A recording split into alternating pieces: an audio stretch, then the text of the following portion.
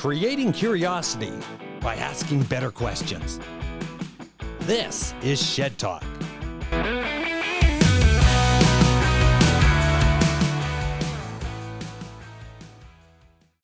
Ryan Scott, is housing really that expensive with taxes? Ryan Scott, thanks for coming on Shed Talk. It's been a couple weeks since we last talked, and I said, you got to come on Shed Talk.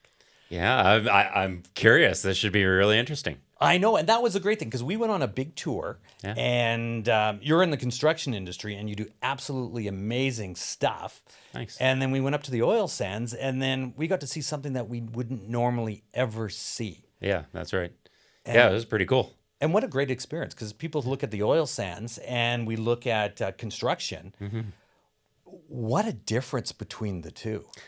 Yeah, I mean, it was, very, very commercial, very, very safety oriented. It was just really neat to see. Obviously, oil sands, you have this idea of these big tailing ponds and, the earth being destroyed, and that wasn't what we went up to see. And that was really cool.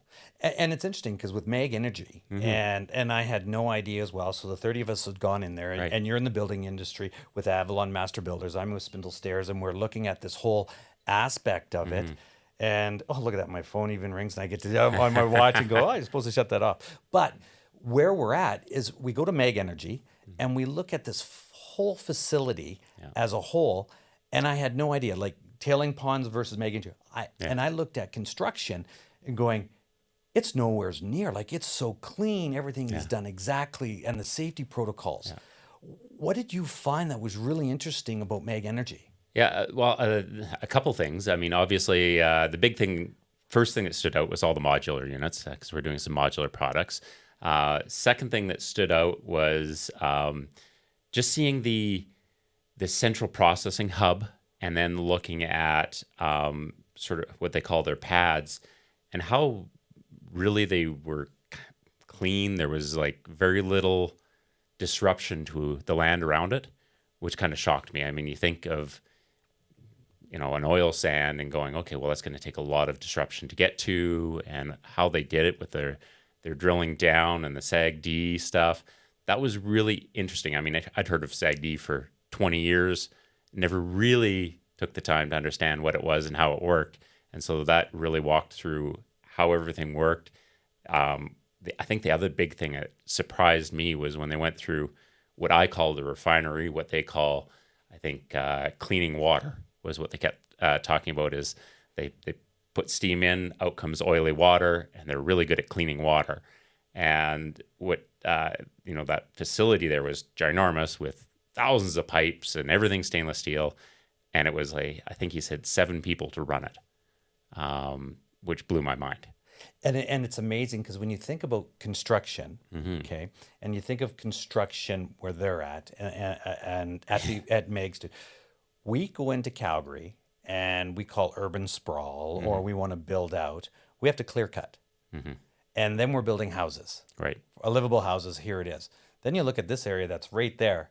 What's the difference between the two? Like, between Meg and no, but think of it this way: like, you got Meg that's building right here, and they're drilling down, they're pulling up, and they're clean. Then all of a sudden, now Calgary's going to be putting in 15,000 new houses in a new subdivision and building up. We have to clear cut all that land. We have to clean that up. Then we're going to put construction in there. Right. Then we're going to have safeties and protocols where the dirty water, meaning they put barriers up for clean water coming in, which is not even close to the actual process of Meg Energy when you look at how they're cleaning, like when you talked about cleaning water. Yeah. And then here we are in the construction industry. It seems like it's backwards. Yeah, I mean, I'm a big proponent of the construction industry, obviously being involved in it. And when we look at the sort of urban sprawl kind of conversation in Calgary, I think it's a lot different than if you look in the U.S. In other regions.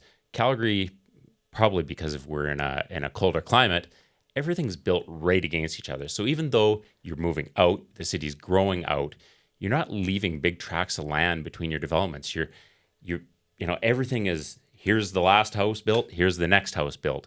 And, a lot of that's due to, hey, our sewer pipes are, 15 to 30 feet in the ground. It's very expensive to put them in there. So it makes sense. You're going to not skip over large tracts of land. But you go down to Texas and, you start going from a Calgary mindset of, well, where's the suburban development?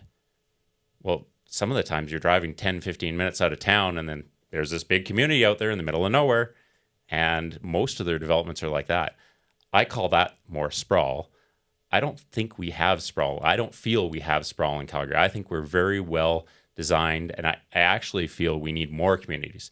I mean, we need more inner city development, but we need more suburban development. We've now got a city that's attracting a ton of people. We've got a vibrant city, a young city, very, very young demographic. And, what do they need? They need a place to live. And so we need to build more, not less, but we also need to do it in a smart manner. Now, when you talk about building in a smart manner, what would you say that would be? Like building out, what is considered a smart manner?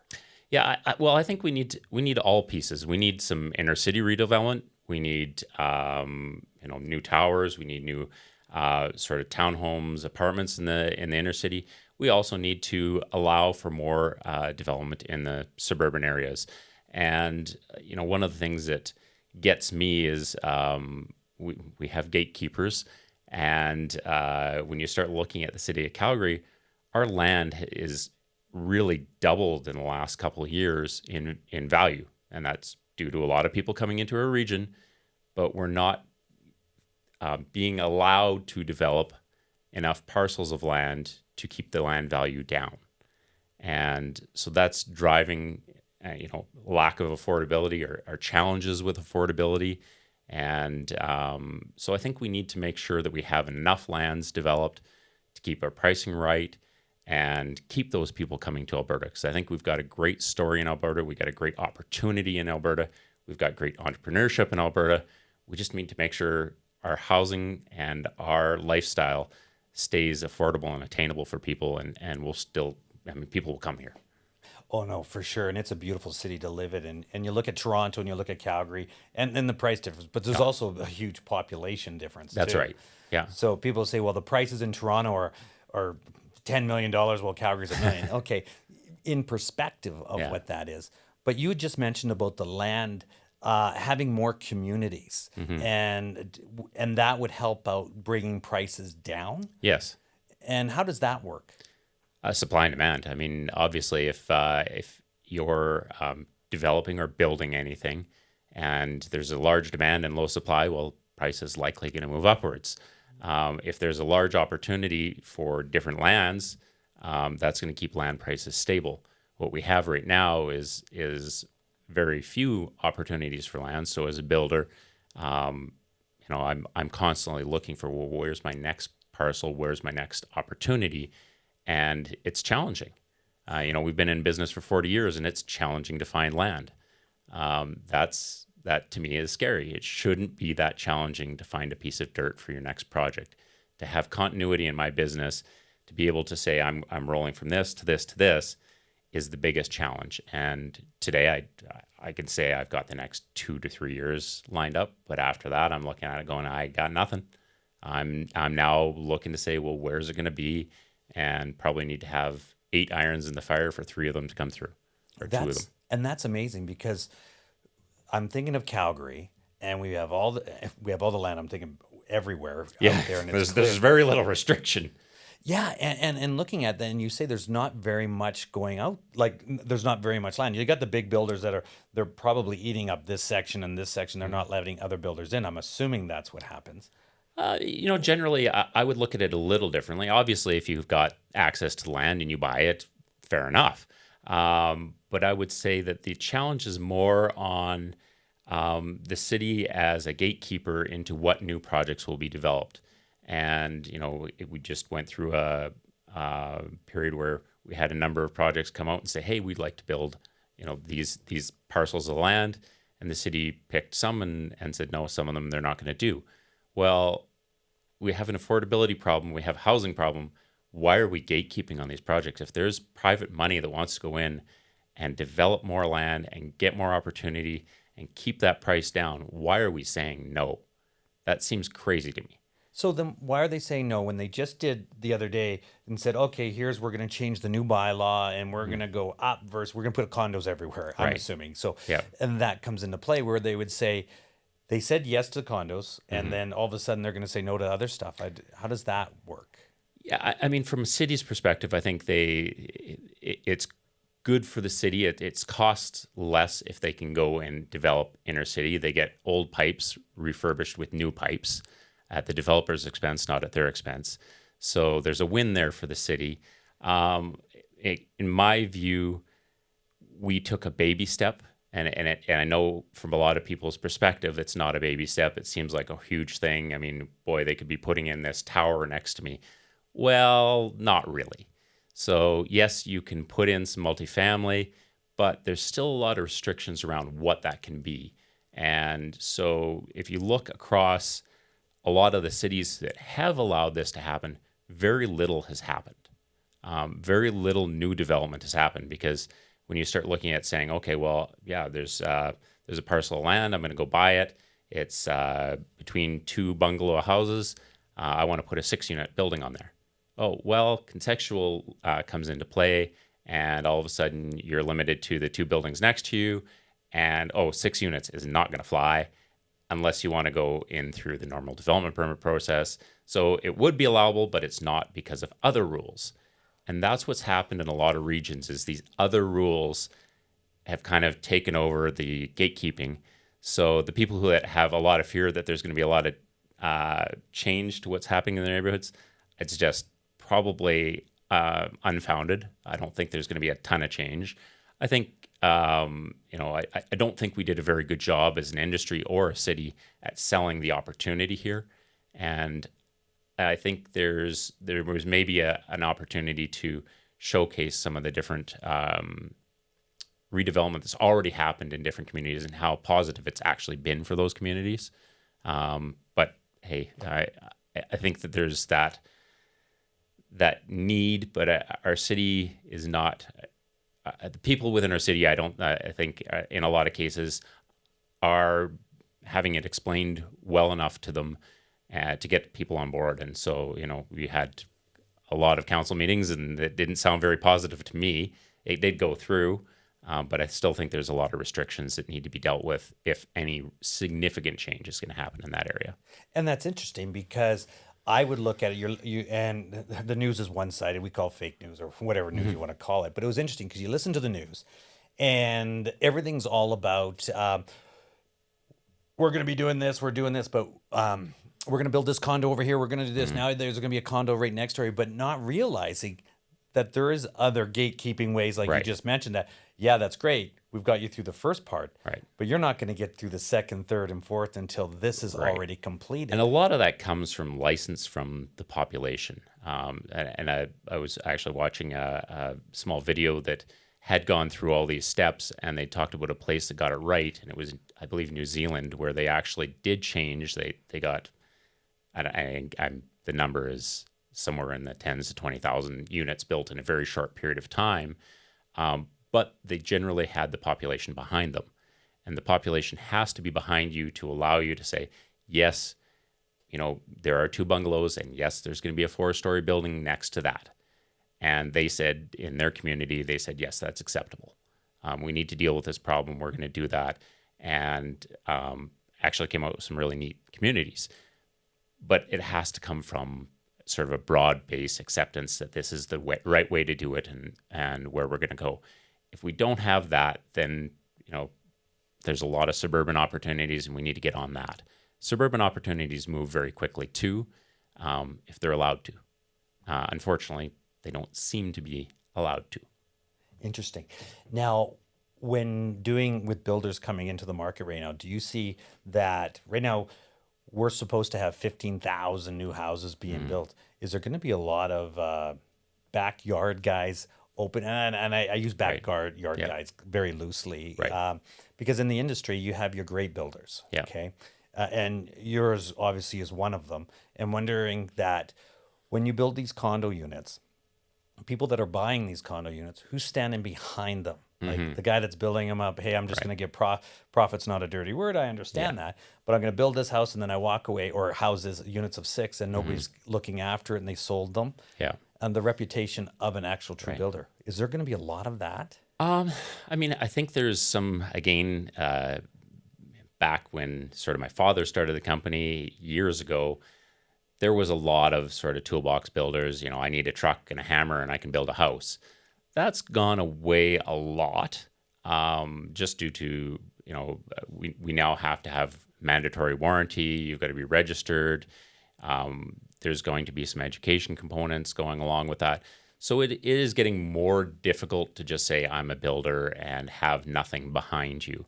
So I think there's definitely a risk there, but I think in Calgary, the vast majority of homes are built by, a smaller group of people that have a lot of experience with it.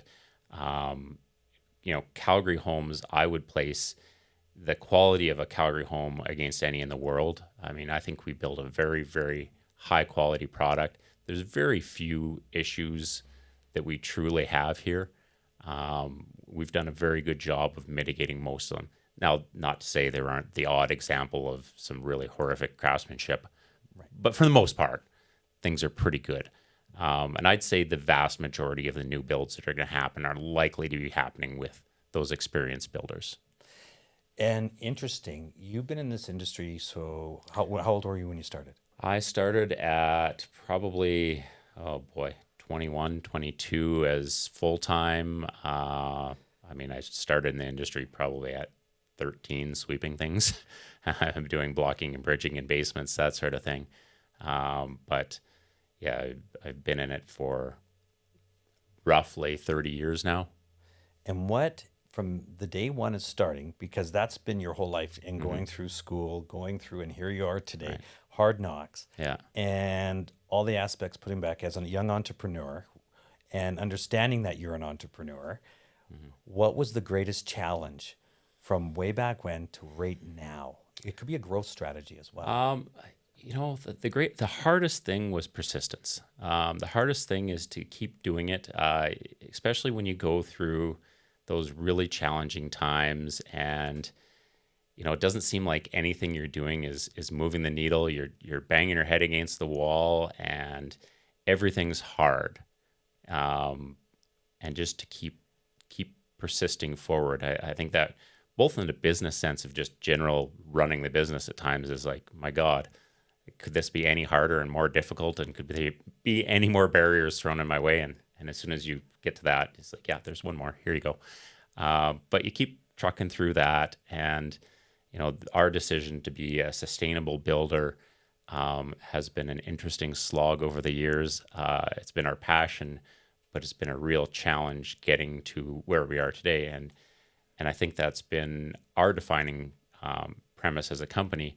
But it's been something we've had to be very, very persistent on.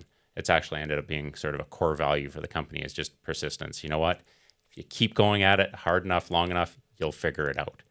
And that's probably the biggest thing I've learned, and the biggest challenge I've had is at times it's really hard to be persistent. And when you talk about persistence, you're also part of a lot of different organizations as well, especially with the environment and putting back into the community and putting back into the houses and making them sub-zero. Net zero. Net zero. Yeah. What was the purpose of that? Interestingly, net zero came about through a meeting with my sister and myself and all of our employees. And me and my sister had just taken over the company from my father. We started talking about, what are we going to do? We had a vision statement that kind of went, we're going to be good corporate stewards. We're going to make money. We're going to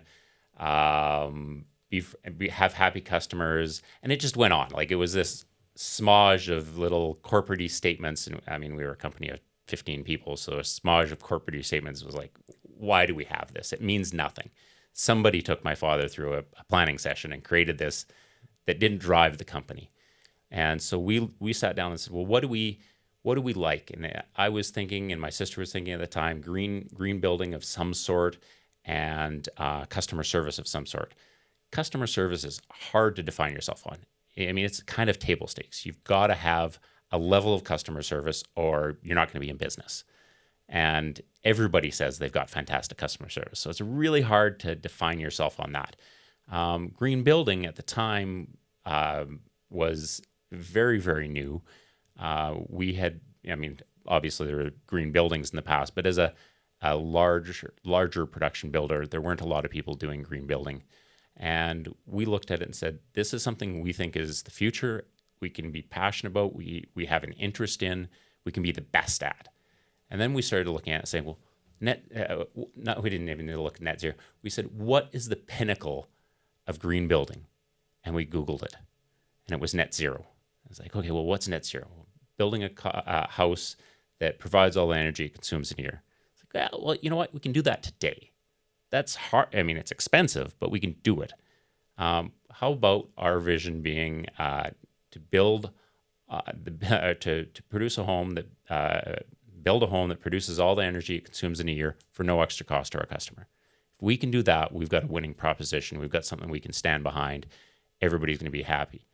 And so that's kind of how that evolved for us. Interesting. So from a net zero, and then you've also been a part of other organizations. So you're the president of the CHBA.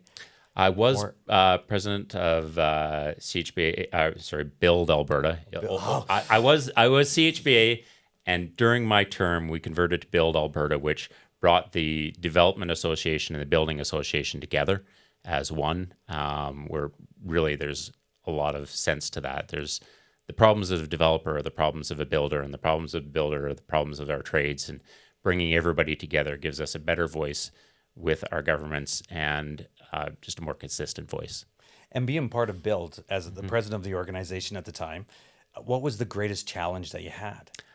That was just bringing the two organizations together. That was the biggest challenge, the biggest piece to what we were doing at the time. I mean, we had normal challenges with sort of all the different industry challenges, but for me, the big thing was bringing everybody together so that we had that one voice. So we were speaking a little stronger. I mean, the development industry is a huge industry.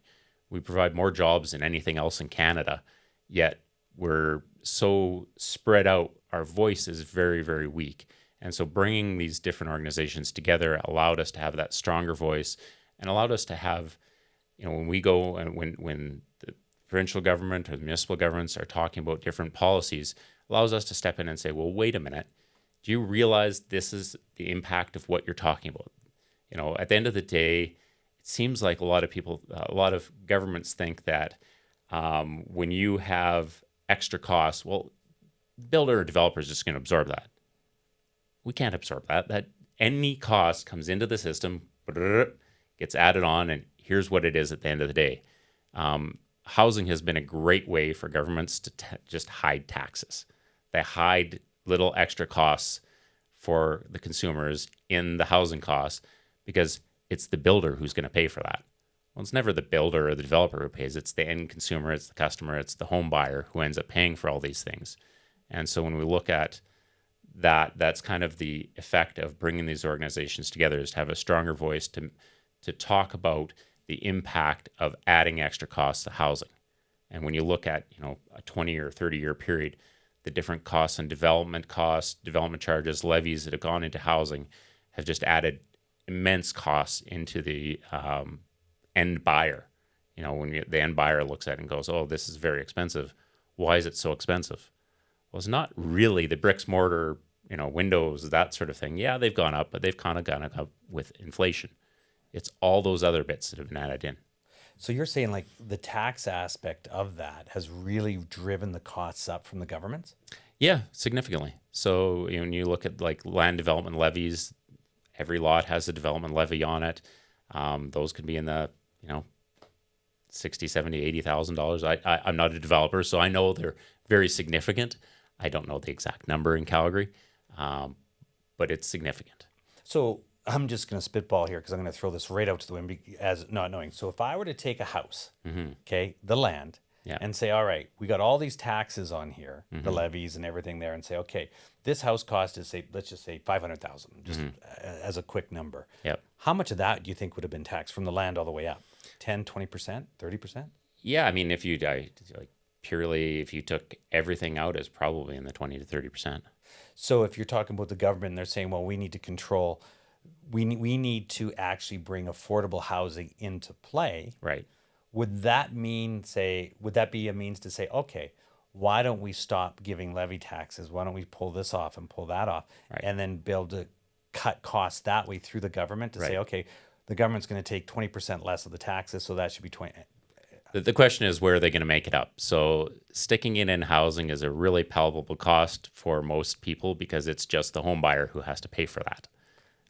As soon as you pull it out, well, now everybody has to pay a small piece. And so those costs will be spent somewhere. Right. And so they're getting borne on the backs of the new buyer. But is that the right place for it to be? And it's interesting because I'm just thinking outside, being curious here and asking a better question. Is that so the government pulls that off, takes 20% off. They have to get the money from somewhere, Right. But at the same time, the government's coming back into Calgary and said, "Hey, if you create this many houses and stuff, Right. we'll give you $56 million per quarter." Right. So where's yin and yang on that? Yeah, it's a fair question. I don't have the math in my head either, but I would suggest that finding ways to reduce the costs or reduce the burden of home ownership would be beneficial to everybody, and finding other ways to support some of those costs would be beneficial. So I would agree with you. Do I know the exact route forward? No, but does it need to be more talked about? Yes. And that's interesting because I'd never even thought about that ever before until you mentioned it. I said, I had no idea that there was that much tax on levies, on Right. land, or the building aspect. And I'm in the construction industry, and I see we get taxed on this part. I get a GST, Yeah. BST, whatever that story is. Yeah. But then all of a sudden on the back end, they're going, well, why is a house $1 million? Then all of a sudden this, and it's going, oh, the builders, oh, they're making all this money and, Yeah. and all this, they're rich and they're all that. No. And you just clearly underlined The what that reality was. behind being a builder is it's like being anything else. I mean, I have a business group I sit on, and for the longest time being in this business group, I'm like, why am I a builder? Like every other business seems to be much more consistent, much more safe. Every time I do a project, it's not only my business on the line, but it's my personal guarantees on my house and everything else. And with the group of 7 different business owners sitting around the table, I'm looking at it going, I don't know too many people who would get into this knowing the risks to it. When you look at the reward being the same as the reward they get it over a more consistent basis. That theirs is, here's my margin, it's just this. If you're a home builder, your margin's this. And it may be bad for 6 years, and then it may be good for 2, and then it may be bad for 3, and it may be great for 10. You have no idea. And is the money in and I don't mean the profits, like when you talk about, you have to buy the land, Right. Then you got to build the product, and then the business group you're in is EO, I'm assuming. YPO. YPO? Yep. Okay, so YPO, and then you look at your business groups here. They're obviously great mentors in helping you through that. But as a building side, it's better to have the land and the actual building as well, I mean, so or combine of both. So I'm not a traditional developer in the sense of going out and buying raw land typically that's not zoned, et cetera, et cetera. I typically go in and buy from a larger developer like a Brookfield or a Hopewell, Melcor, like those guys who are land developers primarily, and they bring the land through all the entitlements, and they get to a multifamily site. And then I can say, okay, this is pretty clearly defined. I know I can go in and buy this, and within a year-ish, going through the development permit process, I can get on it and get going. So I at least have a timeline for mine. I can go in and say, okay, if I buy it now, I gotta buy out the land, so I've got a year of sitting on dirt costs while I go through the development permit process, so they can start construction on it.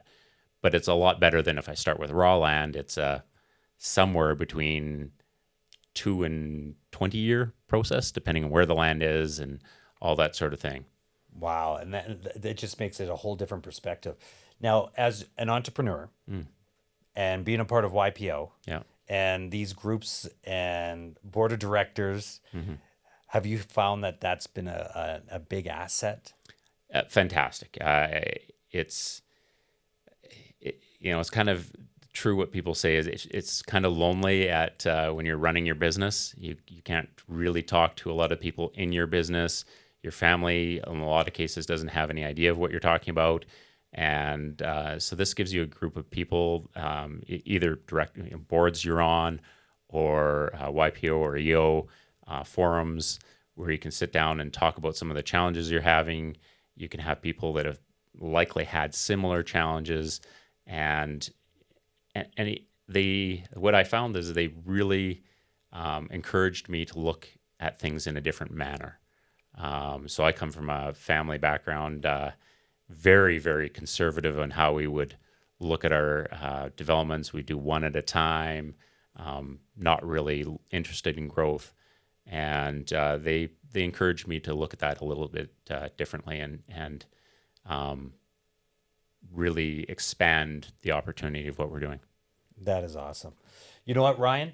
Thank you very much for being on Shed Talk and the things we know that we didn't know. Wonderful. Thanks, Kevin. Thank you. Okay. Now you know. Shed Talk.